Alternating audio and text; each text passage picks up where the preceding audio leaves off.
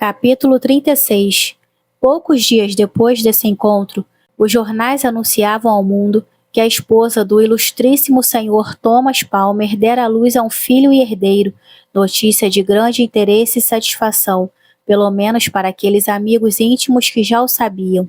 Esse acontecimento da maior importância para a felicidade da senhora Jennings produziu uma alteração temporária no emprego de tempo e influiu no mesmo grau nos compromissos de suas jovens amigas, pois como desejasse estar o mais próximo possível de Charlotte, ia para a casa dela todas as manhãs, logo que estava devidamente vestida, e só retornava tarde da noite, e as senhoritas Dashwood, a pedido especial dos Middleton, passavam a maior parte do dia na Conduit Street. Para seu próprio conforto, teriam preferido ficar, pelo menos de manhã, na casa da senhora Jennings, mas não era algo em que podiam insistir contra o desejo de todos. Suas horas, portanto, eram passadas com a senhora Middleton e as senhoritas Steele, para as quais sua companhia era de fato tão pouco apreciada quanto abertamente solicitada. Tinham percepção aguçada demais para serem companheiras desejáveis para a primeira, e para as últimas, eram consideradas com olhos invejosos como intrusas em seu terreno, e compartilhando da amabilidade que queriam monopolizar. Embora nada pudesse ser mais polido que o comportamento da senhora Middleton para com Elinor e Marianne, na realidade ela não gostava delas. Como não a elogiassem nem as crianças, não podia acreditar que fossem bondosas, e como fossem apaixonadas por leitura, imaginava que fossem satíricas, talvez sem saber realmente o que vinha a ser satírico. Mas isso não tinha importância. Era uma censura de uso muito comum e facilmente feita a quem quer que fosse. A presença das irmãs Dashwood era um incômodo tanto para ela quanto para Lucy. Deixava transparecer a ociosidade de uma e os serviços em demasia da outra.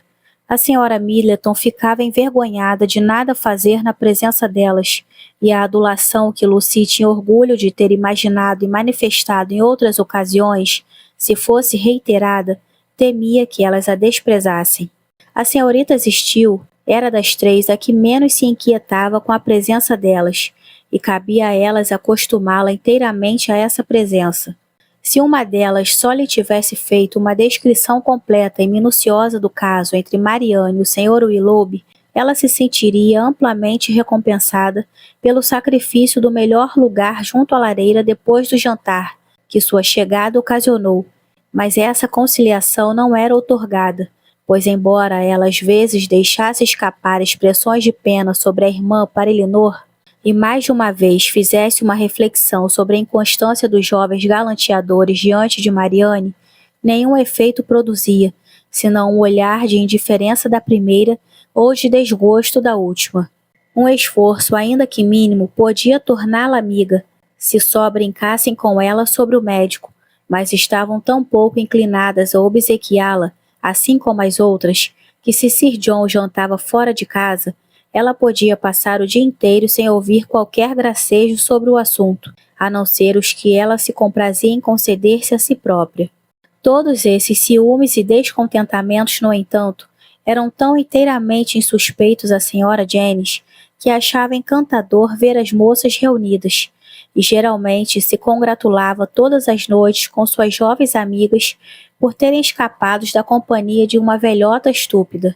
Às vezes ia encontrá-las na residência de Sir John, e outras vezes em sua própria casa, mas fosse onde fosse, chegava sempre muito bem-humorada, cheia de encanto e consideração, atribuindo a ótima condição de Charlotte a seus próprios cuidados, e pronta a dar detalhes tão exatos e minuciosos de sua situação que só a senhorita Steele tinha curiosidade suficiente para saber. Uma coisa a perturbava realmente, e dela se queixava diariamente. O Sr. Palmer mantinha a opinião comum, mas pouco paternal entre os de seu sexo, de que todas as crianças eram iguais. E embora ela pudesse claramente perceber, em diferentes momentos, a mais evidente semelhança entre essa criança e qualquer outra dos parentes dele de ambos os lados, não havia como convencer disso o pai, nem de persuadi-lo a acreditar que não era exatamente igual a todos os outros bebês da mesma idade. Nem mesmo podia ser levado a reconhecer a simples proposição de que era a criança mais linda do mundo. Vou agora relatar o infortúnio que por volta dessa época sobreveio à senhora John Dashwood. Aconteceu que quando as cunhadas e a senhora Jennings lhe fizeram a primeira visita na Harley Street, outra senhora conhecida também esteve por lá, uma circunstância que em si não poderia aparentemente causar-lhe mal algum. Mas enquanto a imaginação dos outros os levava a fazer julgamentos falsos de nossa conduta e a arbitrar através de leves aparências, nossa felicidade estará sempre, em certa medida, à mercê do acaso. A senhora que chegara por último permitiu que sua imaginação a subtraísse tanto da realidade e da probabilidade que mal ouviu o nome das senhoritas Dashwood e soube que eram irmãs do senhor Dashwood. Concluiu imediatamente que estivessem hospedadas na Harley Street, e essa interpretação errônea acarretou dentro de um dia ou dois a chegada de cartões de convite dirigidos a elas, bem como ao seu irmão e à cunhada, para uma pequena apresentação musical em sua casa.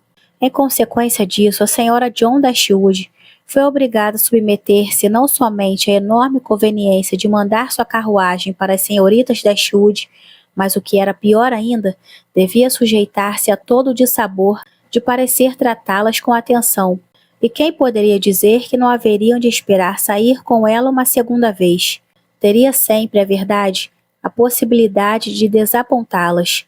Mas isso não era suficiente, pois quando as pessoas estão determinadas a um tipo de conduta que sabem estar errado, sentem-se ofendidas quando se espera algo melhor da parte delas.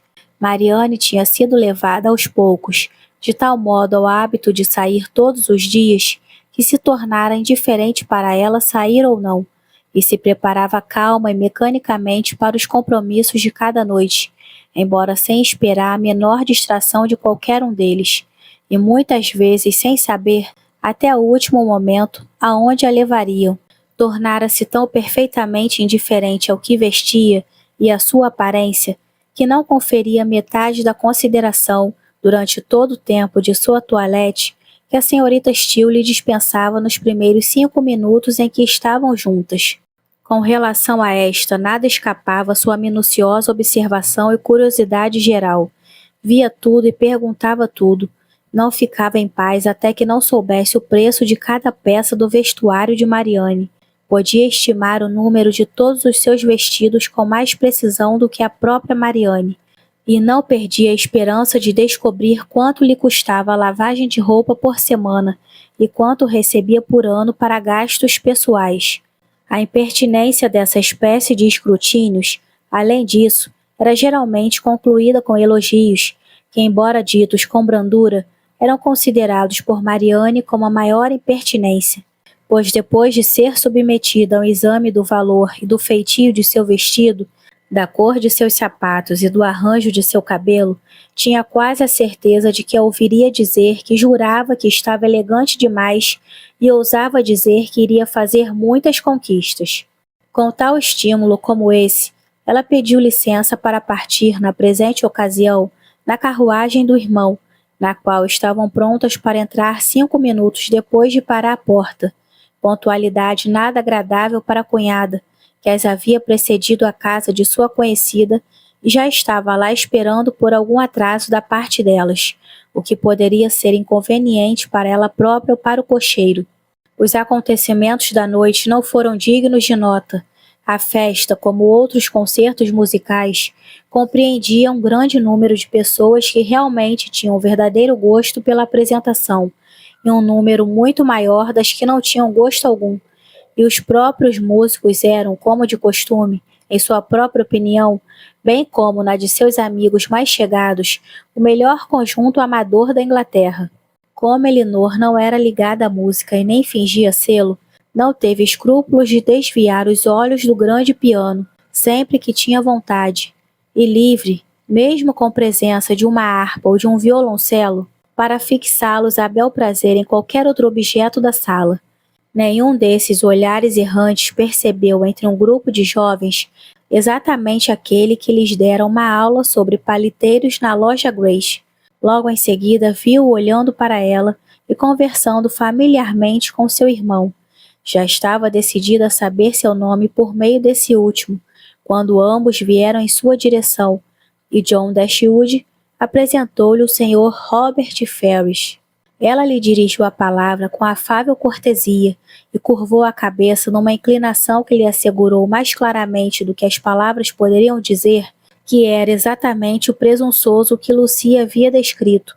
Que felicidade teria sido para ela se seu afeto por Edward dependesse menos de seu próprio mérito que do mérito dos parentes mais próximos dele, pois então a inclinação de seu irmão teria sido o golpe final ao que o mau humor da mãe e da irmã havia começado. Mas enquanto se surpreendia com a diferença entre os dois jovens, não percebeu que a vacuidade e a presunção de um levou-o a indispor-se com a modéstia e o valor do outro, porque eram diferentes.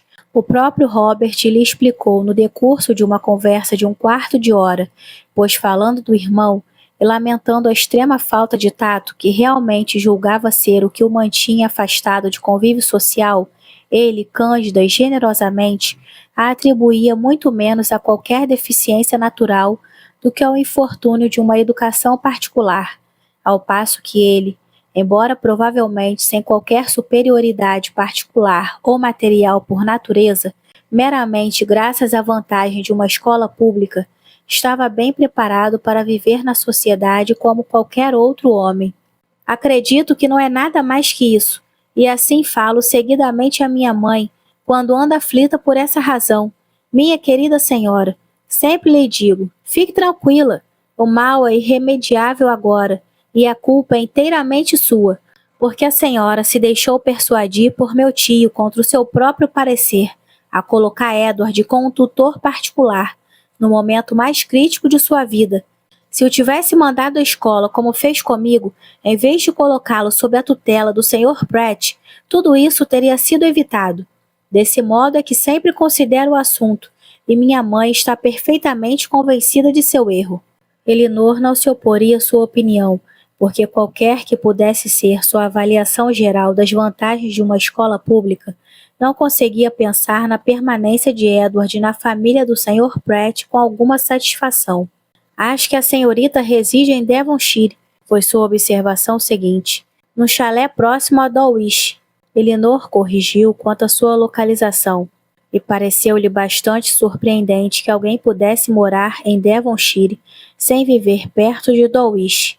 Manifestou, contudo, sua sincera aprovação pelo tipo de casa em que residiam. De minha parte, disse ele, sou por demais apaixonado por chalés. Sempre há neles tanto conforto, tanta elegância, e garanto que se tivesse algum dinheiro de sobra, compraria uma pequena área de terras e mandaria construir um, a breve distância de Londres, para onde pudesse ir a qualquer momento e reunir alguns amigos à minha volta e ser feliz. Aconselho a todos os que pretendem construir a construir um chalé. Outro dia um amigo meu me procurou com o propósito de pedir meu conselho e pôs à minha frente 3 projetos. Eu devia decidir qual é o melhor deles. Oh, meu caro amigo, disse eu, atirando imediatamente os 3 ao fogo. Não opte por nenhum deles, mas dê-se ao trabalho de construir um chalé. E isso, suponho, será o que ele vai fazer. Algumas pessoas imaginam que não há acomodações nem espaço num chalé. No mês passado estive na casa de meu amigo Elliot. A senhora Elliot queria organizar um baile, mas como vou fazer? Disse ela. Meu caro Ferrars, diga-me como posso proceder. Não há nenhuma sala neste chalé que possa comportar 10 pares. E onde vou servir a ceia?